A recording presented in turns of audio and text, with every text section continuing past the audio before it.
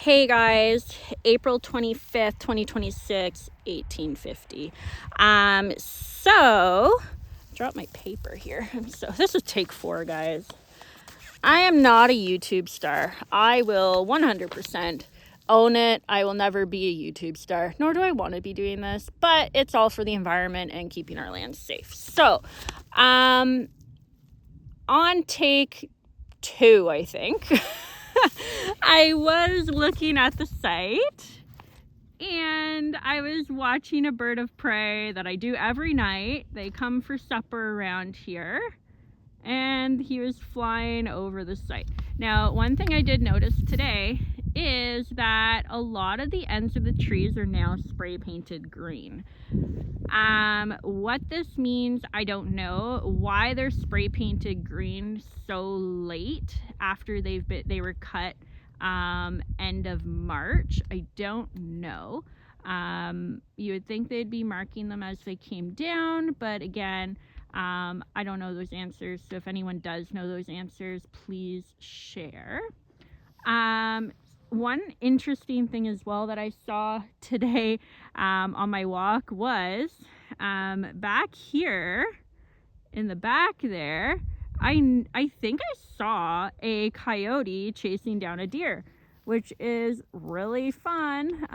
Mother Nature doing its thing. Sorry for the deer, but super cool to watch Mother Nature do her thing. We do have huge coyote populations around here. I think a year or so ago, someone told me that there was somebody tracking them up farther towards March Road, and they had a count of 26 individuals, which is insane. Recently I have noticed some gunshots in the area, so I do try to wear some bright colors out here because I don't want to be a victim to be thought that I'm a coyote. But yeah, safety first always, especially in country when there's a bunch of farmers trying to protect their livestock. So but on bigger news, I had said that I had a lot of information. I'm going to switch here and juggle my paper, and it's gone. Okay, again, not a YouTube star, guys. So one thing I wanted to talk about today was about the Ministry of Ministry of Environment. Oh, there's a big duck. Hi, ducker. Hello. Oh, it's a papa. Hi, Papa. Sorry. So I wanted to talk about the Ministry of Environment, Conservation, and Parks today. So a lot of people have asked these questions, and I wanted to do a follow-up. I did a little talk about this in a previous video, but I do have some updates. And I think it's really important to circle back on how this affects not just us, but everybody. Because as I've said multiple times before, this is not just an us problem. These energy projects are going up everywhere. And again, we're not against clean energy. We're not against green energy, whatever you want to call it, whatever's trendy these days. But the siting of these sites needs to be right. It can't be taking away farmland, which this is class 2 land. It can't be affecting species at risk, which they have identified species at risk, including the bats. That's why they had to cut trees before and remove any of the debris by March 31st, as per the planning documents and the environmental impact study. And, they shouldn't be on clean land, because when things go wrong, we can't lose land. God's not making any more land. He stopped making it long ago. Whoever you believe in, whatever made this earth, they're not making any more, right? Canada only has 5% of its total land mass as arable. Ontario itself is losing over 300 acres of arable land, meaning that you can actually grow something on it. That is concerning. And 22 hectares has been hectares, so not acres, hectares, has been taken for this project on class 2 arable land. Again, super concerning. So with MECP, I wanted to go over how Patrick Lalonde, which is the manager of Jordan Hook in MECP, Jordan Hook has been MIA, hasn't really answered me, so I think Patrick has now stepped in as I kind of did some follow-up emails with no reply. And again, Jordan always just sent me to a Freedom of Information request, which wouldn't actually give me any of the information I want because I'm just asking for general information.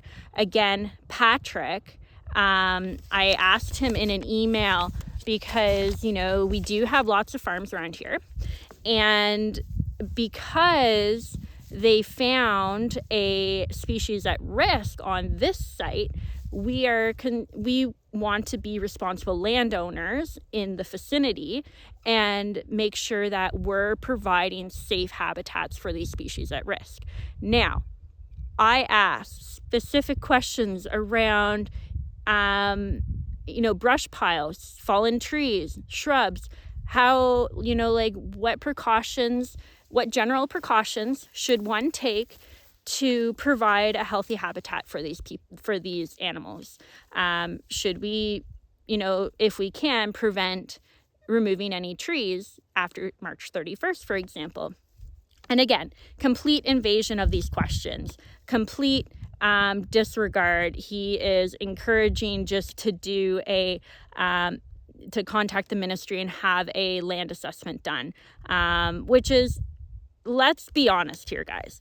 Again, how this affects everybody. Let's take a look at that. So MECP is a ministry, so it is government funded. It is taxpayer funded. This ministry guy is telling me just to be a responsible landowner, I need to get the ministry in on my property to assess if I have any species at risk just to be a responsible landowner. No, thank you. Please stay away. I just want to know what the precautions are so that I could just make a difference when I can. It is completely unreasonable for the ministry to tell every landowner in this area, now that a species at risk has been found, that they need a land assessment. Why can't they just provide us general information on how we can be proactive, right? There's no reason to be wasting all of this government resources and tax money by withholding any of this information. It's very common information. Please tell me what best practices are. Patrick, are you listening? Are you watching? Maybe someone can forward this to him. Literally just trying to figure out what best practices are. Jordan seemed to tell me that it's top secret and it's confidential, what they look for, which is kind of concerning, again, because how, as landowners, do we recognize if we might have these that we want to protect, right? I don't need the ministry to tell me what I need, for them to come and assess my whole property when, it's fair to say that if there's a species at risk on this property, the bats are probably flying everywhere. So please just educate the locals. But again, how this affects you as well is this is how these projects are pushed through, right? Every step of the way, we hit wall after wall after wall after wall because either people claim they don't know the information, people claim that it's all confidential, people claim that they can't give us that information, or they don't know, or they give us the wrong information. It's an impossible system for the average person to go through. Sorry, my nose is running. Sorry, don't have a Kleenex. Redneck in it. So when these projects come in, and we've seen this in county after county after county in Ontario with these projects, is these projects come into a township and just blindside the residents. absolutely freaking blindside them. And they have very little time to organize. They have very little information. They do not get well informed.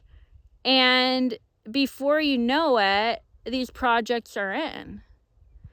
And so with us, we were only lucky to find out about this really early, January 8th, 2025, because we found land surveyors on our farm in the middle of the day on a Wednesday.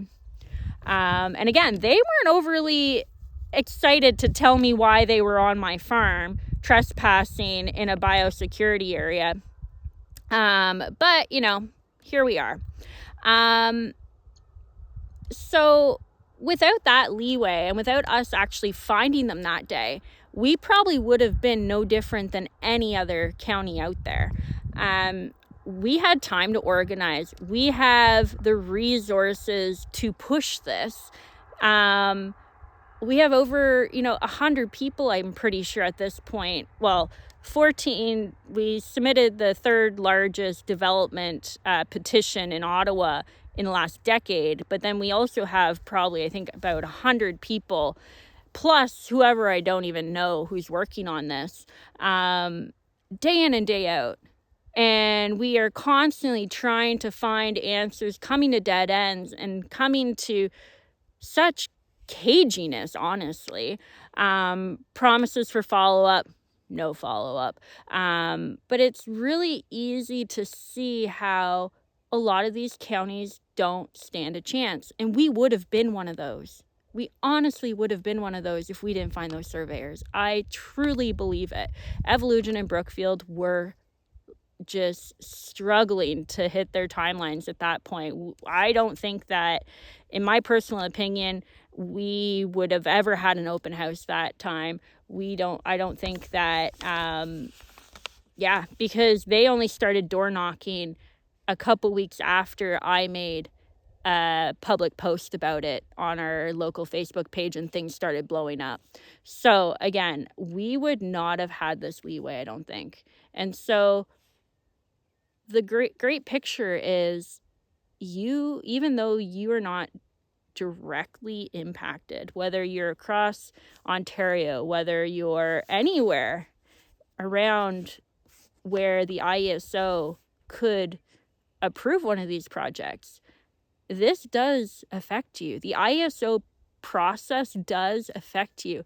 These landowners do make big deals with these proponents. I mean, we already have rumblings of another battery energy storage on Limestone Road, not too far from here. And again, there's rumblings that huge, vast fields of solar all the way to almost Kinburn have been signed on. But again, no verification, that's still hypothesis. But we know that the proponent Carbon Free has been in the area offering $167,000, I think, a year for land rental.